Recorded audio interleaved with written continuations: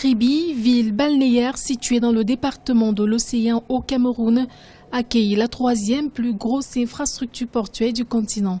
Dans les rues de la ville, les populations en liesse vaguent paisiblement à leurs occupations avec l'objectif de voir leur quotidien s'améliorer du fait de la mise en service du nouveau port. Entre désenclavement de certaines localités et lutte contre le chômage, les attentes sont nombreuses. Dans tous les domaines d'activité, dans tous les secteurs de vie des populations de l'océan, nous attendons voir des retombées positives.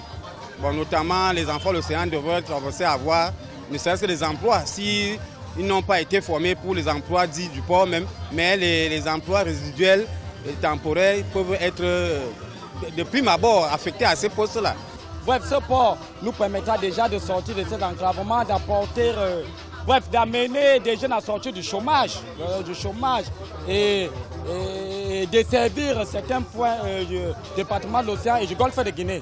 À côté de la population jeune qui salue fièrement l'arrivée de cette infrastructure, les autorités traditionnelles fustigent les promesses non tenues de l'État, notamment en ce qui concerne les clauses d'indemnisation.